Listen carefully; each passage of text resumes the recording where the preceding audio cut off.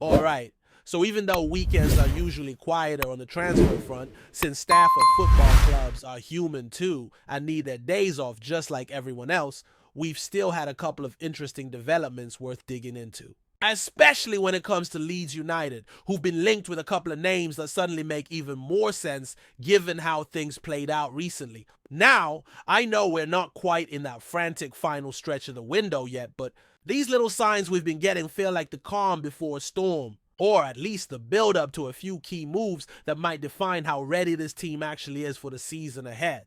Let's start with James Justin because honestly, this one's gotten a lot more interesting over the past few days. Leeds were already rumored to be sniffing around him, and that in itself made sense considering our situation with fullbacks. But now, after Saturday, that need's turned into something much closer to urgent. With Bogle out, the team was left patching holes. And no disrespect to Schmidt, who's been a solid player, but when you're relying on someone who might be on the way out or turning to a player like Byram, who's dependable, but not exactly explosive going forward, you start to realize how thin things really are in those wide defensive roles. And that's where James Justin steps into the picture perfectly. So here's what makes it all even more telling. Leicester City played Fiorentina this weekend and picked up a clean 2-0 win.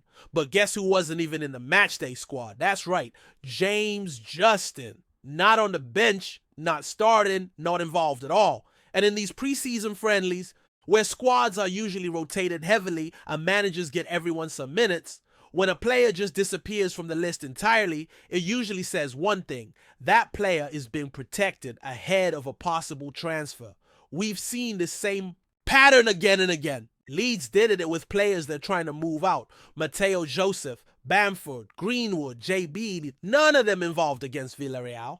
It's a classic move. You don't risk a knock or an injury that could torpedo a potential sale. And that's why the James Justin situation is suddenly very real. Now, just to be clear, we're not talking about someone who would necessarily walk into Leeds and become an automatic starter. He might not have that game-changing spark we sometimes crave from fullbacks. But as a squad piece, as someone who can cover both flanks, plug a gap when needed, and offer reliable depth without costing a fortune, that's exactly the kind of signing that makes sense for a team trying to build for a long, tough championship campaign while still dreaming of promotion. The numbers floating around for him aren't massive either. It's not one of those transfers that would stretch the club or trigger wild debates. It's manageable, and more importantly, it's strategic. You need those kinds of players, guys who can step in when the schedule gets hectic or injuries start to pile up without causing a complete drop-off in quality. That's what James Justin offers. It's not flashy, it won't dominate headlines, but it could quietly be one of those moves you look back on in April or May and think, yeah, that's the one that gave us a bit more stability when we needed it most. Now, while Justin solves one problem, Leeds clearly have another, and it's further up the pitch, because it wasn't just the fullback situation that looked thin. Saturday also showed a real lack of creativity in the final third. That spark, that killer ball, that moment of invention that breaks a game open, it just wasn't there. And that's where the second name comes in, Bilal El-Khanous. Now, this one's a bit trickier.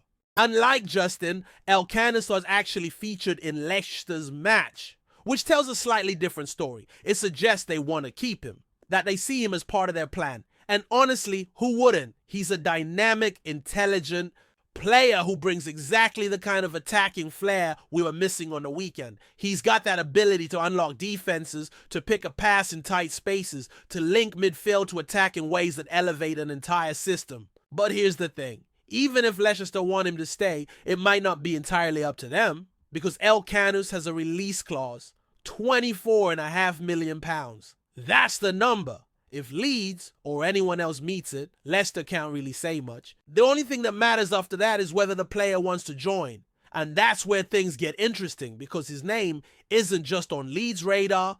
There's talk of Crystal Palace being in the mix. Leipzig too. And both of those clubs have things to offer. Palace can sell him on the Premier League stage. A chance to stay in England and develop at a club where young talent gets minutes. Leipzig, on the other hand, might not be in Europe right now, but you know they'll be back in the Champions League conversation soon enough. That's the kind of pathway that's hard for any young player to ignore. So Leeds are in the race, but it's far from a done deal. We can trigger the clause, sure, but that only tears up his Leicester contract. It doesn't sign him to us. He still has to agree personal terms. He still has to look at the bigger picture and decide this is where he wants to take his next step.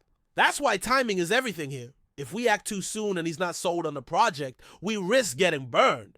But wait too long, and someone else could swoop in and convince him. And to be honest, the fact that his camp has leaked stories about interest from other clubs, including Leeds, feels very deliberate. It's a signal. It tells me they're looking to move, that they're testing the waters. Because if the player was happy to stay at Leicester, none of this would be coming out. His team wouldn't be stirring things up unless they were preparing for a change. So even though he played on the weekend, I still think there's a real chance we see movement on this one before the window shuts. But here's where it all ties back to the bigger picture. Daniel Farke has made it very clear. This squad, as it stands, isn't ready. Note if the goal is promotion. Note if we're serious about being back in the Premier League. He's not asking for miracles, just for the tools to do the job. A winger, a proper number 9, maybe another midfielder depending on who leaves. He said it straight, we can't wait until January. These moves need to happen now, before the first international break, before the window slams shut. Otherwise, the damage might already be done by the time we're trying to fix it, so there's pressure, no doubt. And it's not just on Farke. If the club fails to get these deals over the line, it reflects on the decision makers above him. Because he's outlined what's needed. He's been transparent. If the squad underperforms without the reinforcements he's asked for, you can't just point fingers at the manager, not this time. The responsibility has to be shared. That's why the next few weeks are absolutely crucial. Whether it's Justin giving us a much needed depth at the back or El Carnusa stepping in to add creativity and energy up top, the club has a chance right now to address the weaknesses that we're playing for all to see on Saturday. And if we get those signings right, if we move smartly and quickly, this squad starts to look a whole lot more dangerous. Not perfect, but dangerous, capable, and definitely a step closer to where we want to be come May. Picking up where we left off. The situation around Leeds United's transfer window is shaping up to be one of those intense behind-the-scenes battles that will likely define the trajectory of their season. If the first part of the puzzle is solidifying defensive options with someone like James Justin, the second part revolves around finding those attacking sparks that can actually change games.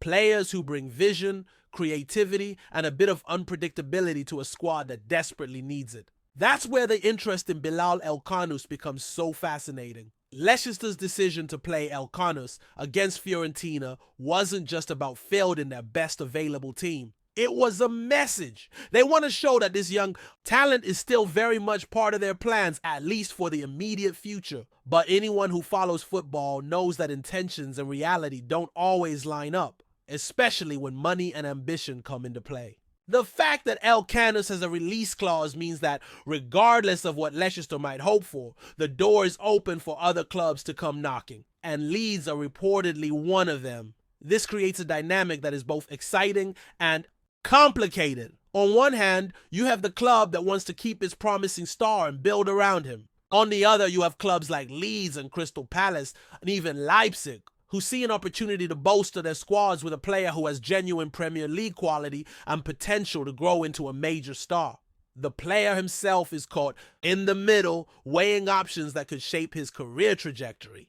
Do you stay put and fight for your place? Or do you jump ship to a club where the chances of playing European football or even just regular top flight minutes might be better? But before we continue, don't forget to subscribe to our channel and hit the like button on this video. Your support helps us keep bringing you the latest updates on Leeds United, and make sure to share your thoughts on the news in the comments below.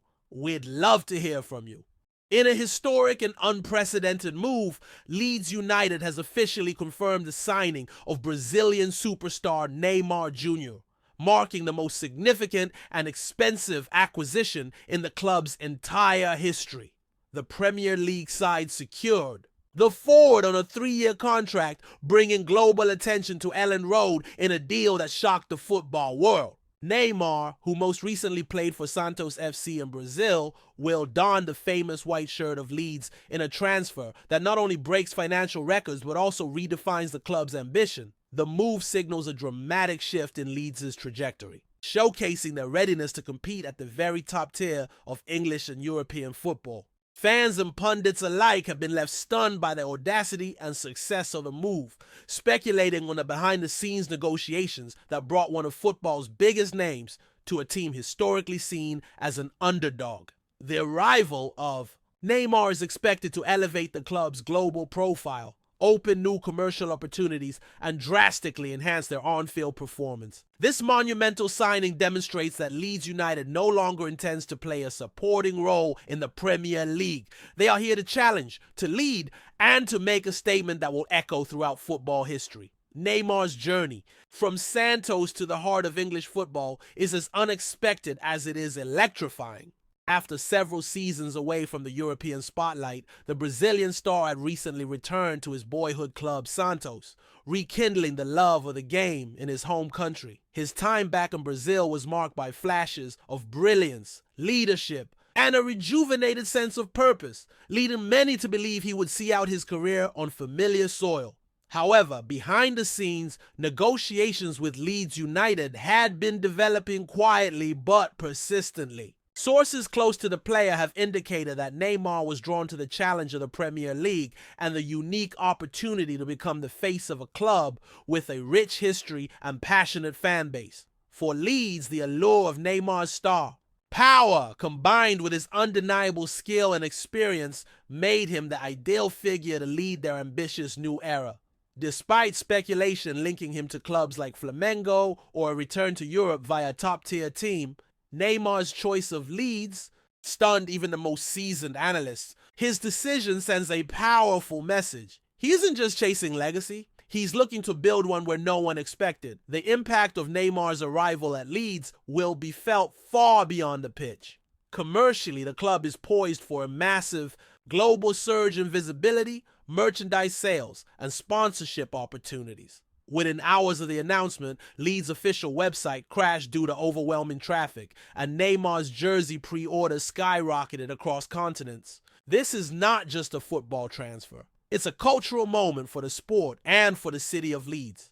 Analysts estimate that Neymar's presence could inject millions into the club's revenue streams annually, and partnerships with major global brands are already reportedly in negotiation. Television rights, ticket sales, and social media engagement are all expected to climb sharply. For the Premier League, Neymar's arrival represents another step in maintaining its reputation as the most marketable and competitive football league in the world. Leeds has effectively positioned itself not only as a competitive force, but as a commercial juggernaut capable of attracting one of the most famous footballers of the 21st century. The transfer also shines a spotlight on the club's ownership, whose willingness to invest heavily in marquee talent reflects a clear and aggressive strategy to transform Leeds United into a global football powerhouse. On the sporting side, Neymar's signing introduces a new level of excitement and expectation for Leeds United supporters. The club, traditionally known for its hard-working, gritty football ethos, will now blend that identity with the flair and creativity that Neymar brings. As a versatile forward capable of playing across the front line, Neymar's influence on the team's tactics and performance will be immediate. Managerial strategies are expected to evolve to accommodate and maximize the talents of their new talisman. Young players at the club will also benefit tremendously from training alongside a global icon who has won Champions Leagues, league titles, and represented Brazil at the highest levels. Analysts believe that with Neymar in their squad, Leeds can realistically challenge for a top 4 Premier League finish and make deep runs in European competitions. Critics, however, caution about potential risks, injury history, adaptation to the intensity of English football, and the pressure that comes with such a monumental transfer. But if Neymar can maintain his fitness and passion, the reward may well outweigh the risk. The potential for breathtaking football and silverware now feels within reach for a club whose fans have endured decades of ups and downs, finally daring to dream bigger. As Neymar prepares to begin this stunning new chapter of his illustrious career, the football world will be watching closely. His first press conference at Elland Road is expected to draw international media, with fans already camping outside the stadium hoping for a glimpse of the Brazilian star. The club has planned a grand unveiling event, complete with fireworks, music, and tributes to Neymar's career thus far. This level of spectacle is rare in football, but it feels entirely appropriate given the magnitude of the signing. For Leeds supporters, this is more than a headline. It's the realization of a dream they may never have thought possible. Neymar's first match in a Leeds shirt is already being billed as one of the most anticipated debuts in Premier League history, with tickets selling out within minutes. There's an air of disbelief and euphoria across the city, and the atmosphere promises to be electric when he steps onto the pitch. Neymar himself has expressed his excitement, stating that he's ready for a new challenge, eager to win trophies and proud to wear the Leeds badge. What happens next could redefine the legacy of a club and a player, forging a story for the ages. That's it for this update. If you enjoyed the video and want to keep getting exclusive news about Leeds United, be sure to subscribe to our channel and give this video a like. We always look forward to reading your comments and opinions. See you in the next video, Leeds fans.